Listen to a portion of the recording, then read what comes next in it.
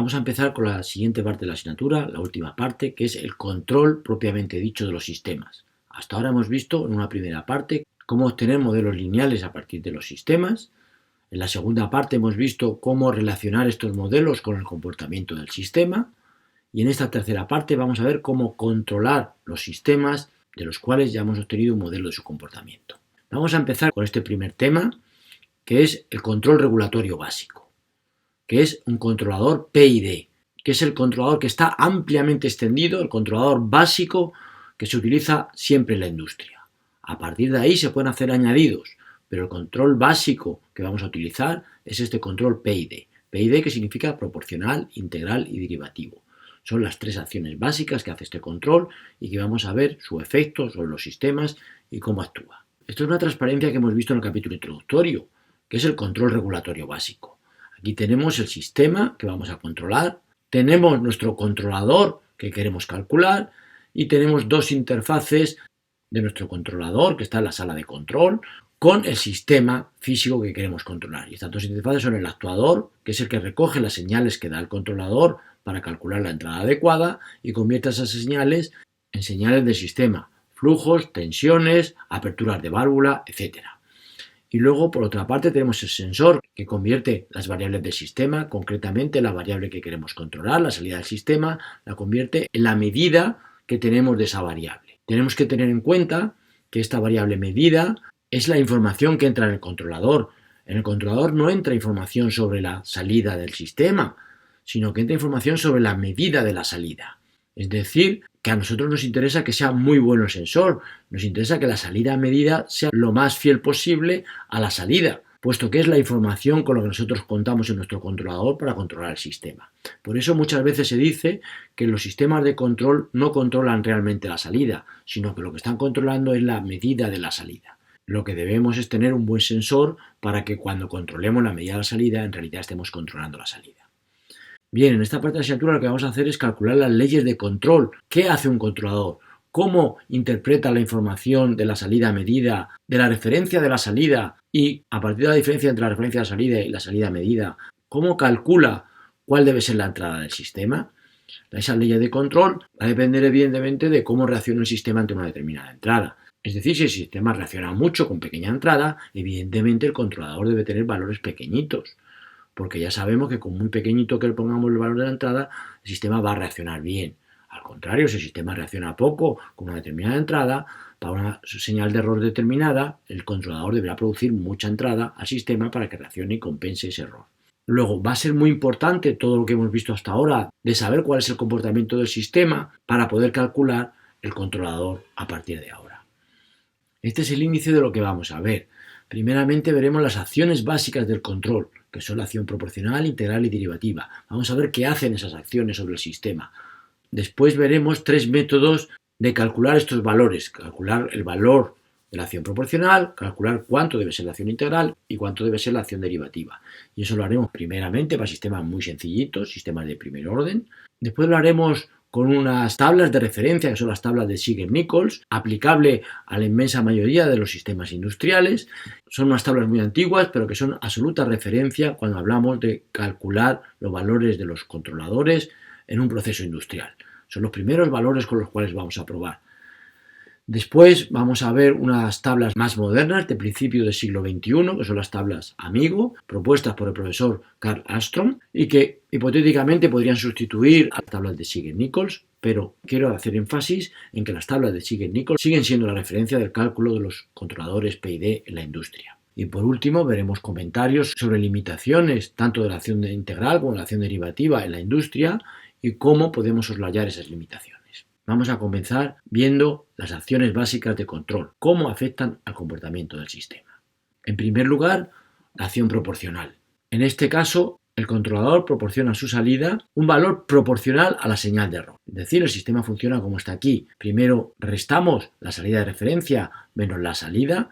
Vemos que el sensor aquí es un sensor ideal, es decir, suponemos que en el controlador entra el valor real de la salida. Si lo que entrara fuera la salida medida, sabemos que lo que estamos controlando, como ya hemos comentado anteriormente, es la salida medida. Bien, una vez que restamos la referencia de la salida con la salida, obtenemos lo que denominamos señal de error del sistema, que es lo que tiene en cuenta la ley de control.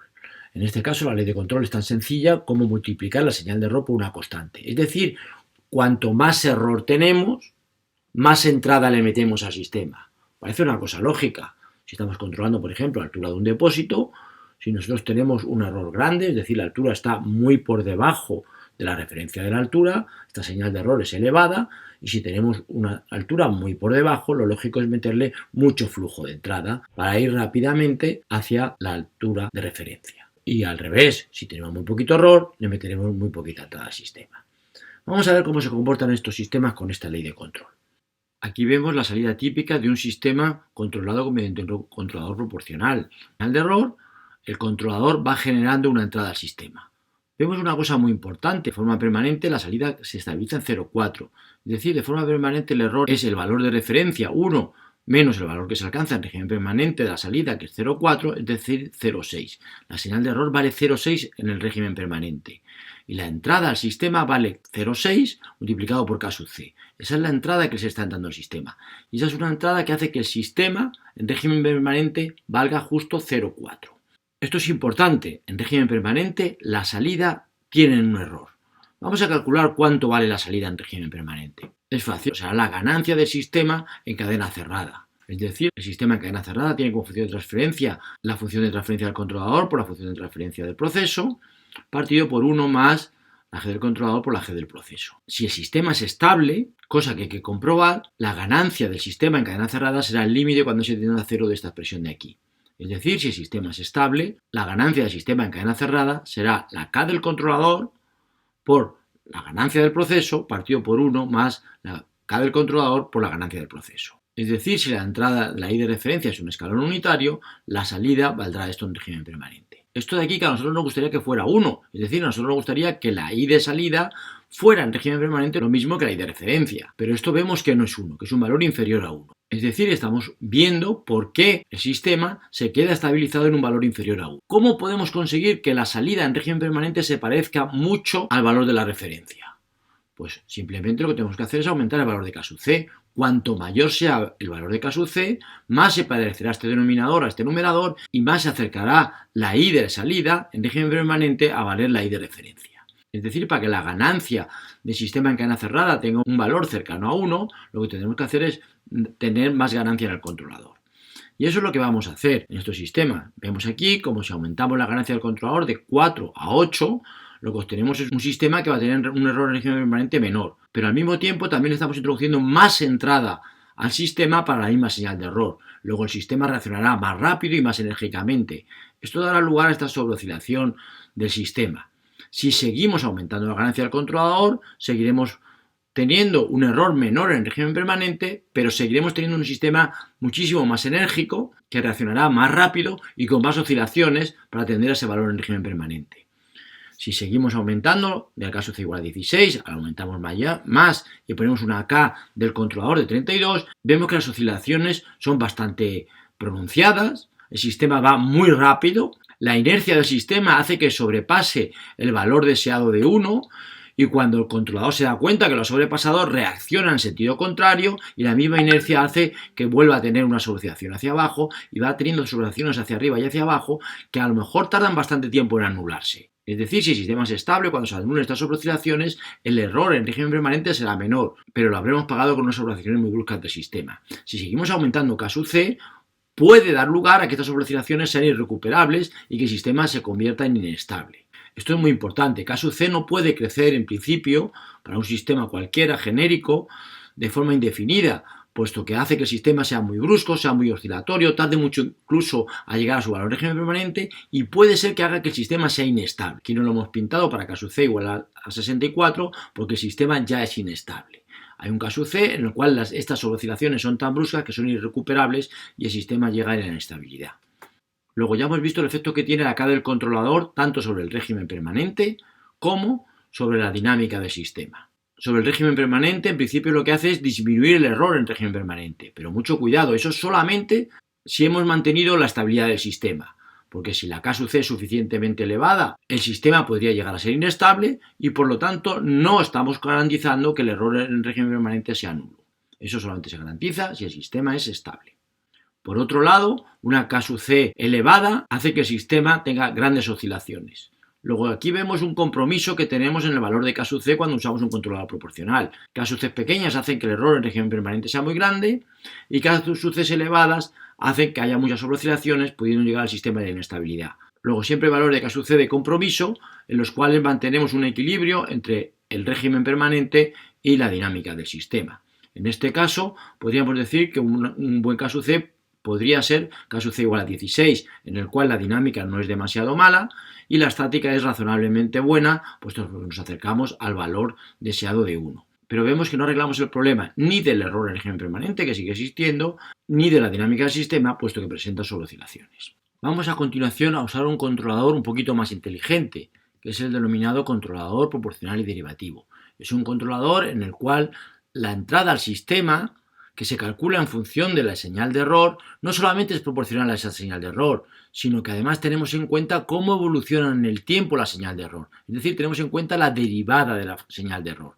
Es decir, que si la señal de error ya va disminuyendo por la propia inercia del sistema, porque la entrada era adecuada y el sistema está disminuyendo su señal de error, entonces le debemos de meter al sistema menos entrada. Es decir, cuando la derivada del error es negativa, multiplicamos la derivada del error por una constante t sub d, de tal forma que la entrada al sistema es menor que si solamente tuviéramos la acción proporcional. Es menor, ¿por qué? Porque ya el sistema va evolucionando adecuadamente hacia la salida. Entonces vamos a coger el mismo sistema que teníamos anteriormente y vamos a quedarnos con la K sub C buena que habíamos elegido, una K sub C de 16, y vamos a meterle, en primer caso, la T sub D de 0, es decir, tenemos el sistema con acción solamente proporcional. Y ahora vamos a ir metiéndole distintos valores de T sub D, es decir, vamos a ir disminuyendo la entrada cuando la señal de error ya es negativa. Nos fijamos que aquí la señal de error, que es la diferencia entre 1 y este valor, ya va siendo cada vez menor, va disminuyendo en el tiempo. Luego, mientras vaya disminuyendo el tiempo, vamos a meterle menos entrada al sistema. La primera pregunta que nos surge es, ¿cómo será el valor en régimen permanente de la salida cuando utilizamos este tipo de controladores? Pues es fácil, lo calculamos. Será igual que antes, la ganancia del sistema en cadena cerrada. ¿Cuál es la ganancia del sistema en cadena cerrada? Pues tenemos que calcular este límite de aquí cuando S tiende hacia 0. Ahora la ganancia del controlador es exactamente la misma que antes. Cuando S tiende hacia 0, la ganancia del controlador es K sub C. Luego, sustituyendo aquí la ganancia del controlador por K sub C y la ganancia del proceso por K sub P, nos queda que tenemos la misma ganancia del sistema en cadena cerrada. Luego, este tipo de controladores, los controladores proporcionales y derivativos, no cambian la estática del sistema, no cambian el valor del sistema en régimen permanente. Vamos a meterle el valor de T sub D algo mayor a 0, es decir, por ejemplo, 0,1. ¿Qué va a suceder en la dinámica del sistema? Ya hemos visto que la estática del sistema no se cambia. ¿Qué va a suceder en la dinámica del sistema? La dinámica del sistema lo que sucede es esto que habíamos comentado. Vamos a meterle menos entrada al sistema porque su error va disminuyendo, por lo tanto el sistema se hará un poquito más lento y, lo que es importante, menos oscilatorio, porque el sistema no ha subido tan rápidamente, sino que el sistema sube más lentamente. Luego el sistema se hará menos oscilatorio. Este efecto se va acusando más cuando aumentamos el valor de T sub D. Si T sub D vale 0,2, el sistema se hace todavía menos enérgico y menos oscilatorio. Y si T sub D vale 0,4, lo acusamos más. Como vemos en estos valores de T sub D, para 0,4 presentamos la misma sobreoscilación que para 0,2, lo que el sistema se hace es un poquito más lento. Luego conviene no pasarse en los valores de T sub D. Como siempre, hay que saber elegir cuál es el valor de T sub D adecuado. Como hemos comentado, en estos sistemas es importante saber que no hemos tocado para nada la estática. Es decir, que la salida tiene en régimen permanente el mismo error respecto al valor deseado, respecto al valor de 1, puesto que la referencia ha cambiado un escalón unitario. ¿Cómo arreglamos el valor en régimen permanente de la salida? Pues cualquiera de los controladores que hemos visto, tanto el controlador proporcional como el controlador proporcional y derivativo, generan una entrada al sistema que es justo la que permite que la salida del sistema valga el valor de equilibrio aquí representado de 0,7 y pico. Es decir, por mucho que pase el tiempo, la entrada al sistema sigue siendo la misma y el sistema se queda completamente estabilizado en este valor. Por lo tanto, lo que tenemos que hacer es aumentar la entrada al sistema cuando pasa suficiente tiempo y el sistema vemos que no se va al valor deseado, es decir, que no disminuye el error. Esto lo haremos mediante lo que se denomina la acción integral. Vamos a mejorar la acción de un regulador proporcional añadiéndole una acción integral que, como hemos dicho, lo que hace es aumentar la entrada al sistema mediante la integración de la señal de error. es decir, aumenta la integral de la señal de error, pues esa integral de la señal de error la multiplicaremos por una constante 1 partido por t sub i, de tal forma que aumente la entrada al sistema. Esto tiene el efecto de que habrá entrada en el sistema siempre y cuando el error se mantenga en el tiempo. Vamos a ver cómo es la dinámica de estos sistemas. Para ello lo vamos a comparar con la dinámica de un controlador proporcional con ganancia, por ejemplo, K sub c igual a 16. Ahora mismo 1 partido por t sub i vale 0. Vamos a ir aumentando los valores de t sub i. Lo primero vamos a estudiar la estática, es decir, vamos a estudiar cuál es el comportamiento en régimen permanente de este tipo de sistemas. Y para ello vamos a operar igual que antes, vamos a calcular el valor de la i en régimen permanente calculando la ganancia del sistema en cadena cerrada. Será el mismo límite que hemos visto anteriormente, pero ahora vamos a calcular cuál es el valor de la ganancia del controlador. Pues bien, el valor de la ganancia del controlador será el límite de la función de transferencia del controlador cuando s tiende hacia 0. Es decir, tomando este límite aquí, nos encontramos que la ganancia del controlador es infinito. Bueno, en realidad es un controlador inestable, tiene un polo en el origen, es un sistema inestable. Por lo tanto, ante una entrada acotada, como por ejemplo una señal de error acotada, la salida del controlador tiende hacia infinito, puesto que se está integrando la señal de error, y si la señal de error permanece a un valor constante, su salida tiende a infinito. Es decir, la única manera que la salida del controlador no tienda hacia infinito es que la señal de error valga 0. Es decir, si una vez metida la acción integradora el sistema es estable, lo cual es muy importante, hay que comprobar que es estable, porque puesto que puede suceder que al meter la acción integradora el sistema se convierte en inestable. Pero bien, si al meter la acción integradora el sistema es estable, ante una entrada acotada, por ejemplo una i de referencia en escalón unitario, todas las variables del sistema van a tener un valor acotado en el infinito. Es decir, la u, la entrada generada por el controlador y entrada al sistema, va a tener un valor acotado.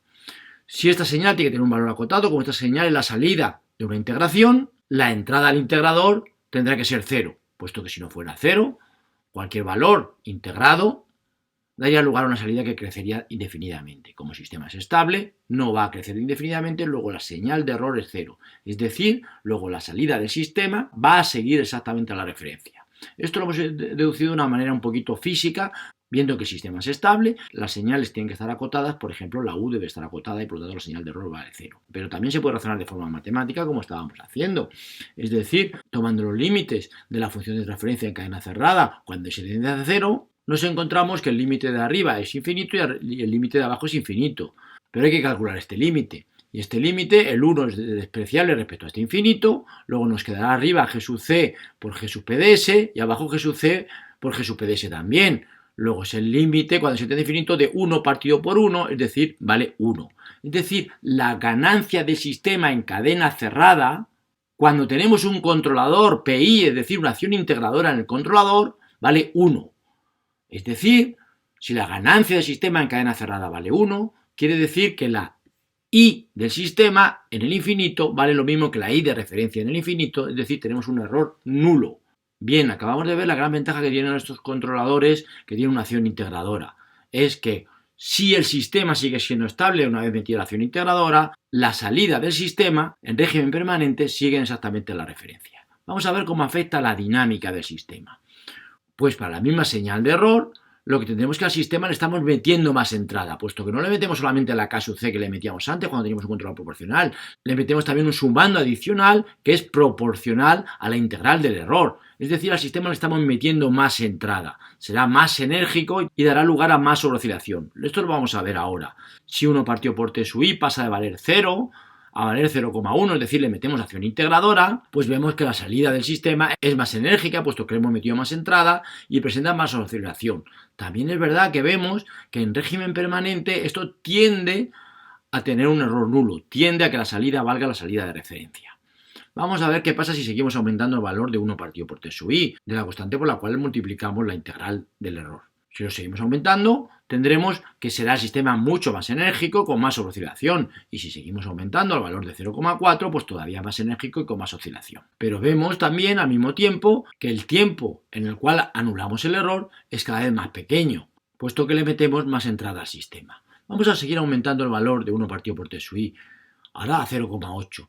Vemos que nos hemos pasado un poquito, nos hemos pasado en el sentido de que las oscilaciones son mucho mayores, y esas oscilaciones provocan que el tiempo en el que se anula el error ya no disminuye, sino al revés, que aumenta. ¿Por qué? Porque tenemos demasiadas oscilaciones mantenidas en el tiempo. Es decir, como siempre hay un valor óptimo de T sub i o de 1 partido por T sub i que hace que el sistema tenga un error nulo en un tiempo razonable y además que no presente unas oscilaciones muy bruscas. Es decir, aquí por ejemplo un valor de 1 partido por T sub i igual a 0,4 sería un buen valor de la acción integral. Bueno, esta discusión la hemos hecho teniendo en cuenta el valor de 1 partido por T sub i, es decir, cuanto mayor es la constante de proporcionalidad por la cual multiplicamos el error, vemos que se van acusando más los efectos, es decir, el sistema va siendo más oscilatorio sobre su valor en régimen permanente.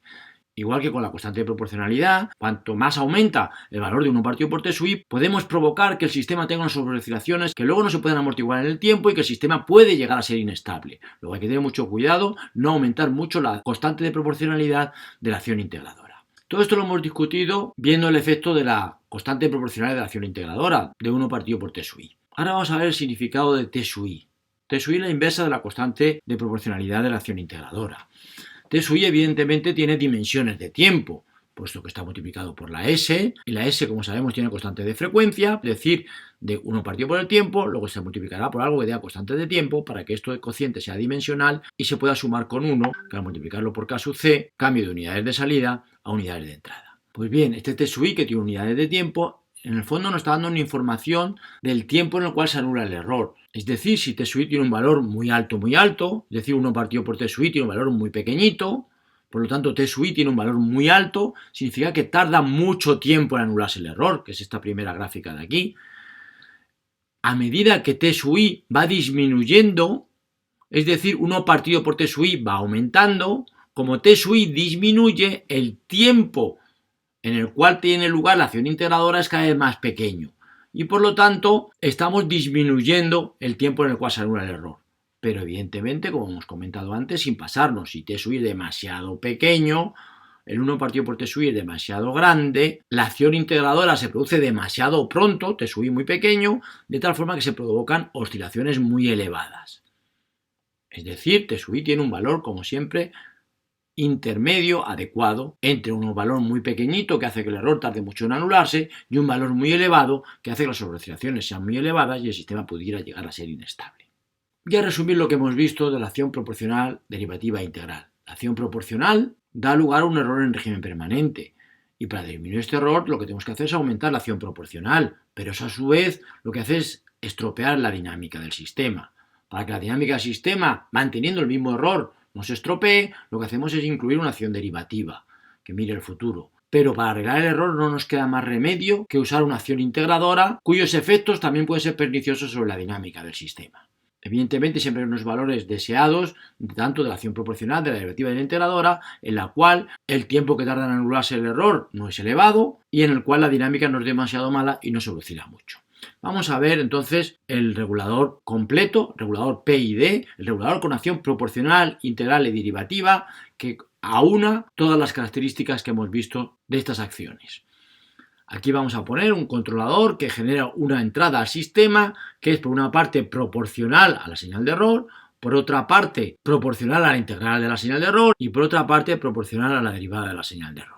Vamos a resumir las gráficas anteriores. Las gráficas anteriores es el mejor controlador proporcional que analizamos era para una K sub C igual a 16, con un error en régimen permanente razonable y una sobreoscilación razonable.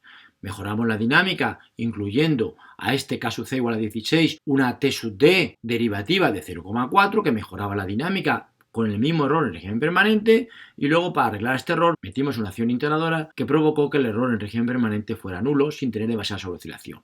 Ahora vamos a ver si metemos conjuntamente la acción proporcional, la integral y la derivativa en el mismo controlador.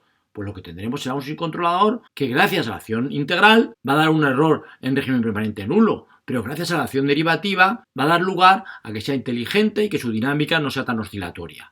Vamos a verlo. Si ponemos los valores anteriores, tanto de la K sub C, como de la T sub D, como de la T sub I. En este caso, vemos que la respuesta del sistema tiene error nulo en régimen permanente, como es seguro que lo íbamos a conseguir al meter una acción integradora si no hemos hecho sistema inestable, y además tiene una dinámica razonablemente buena, puesto que hemos metido una parte derivativa en el controlador. Luego aquí tenemos una respuesta de un sistema razonablemente buena, tanto en la parte estática, con error nulo en régimen permanente, como en la dinámica. El único problema es que estos valores del controlador han sido calculados a mano, mirando para este sistema concreto cómo se comportaba para distintos valores de K sub C, de T sub T y de T sub I, y eligiendo manualmente cuáles son los valores adecuados. En secciones posteriores veremos cómo elegir de forma sistemática, teniendo en cuenta el comportamiento del sistema, estos valores de la acción proporcional, de la acción integral y de la acción derivativa.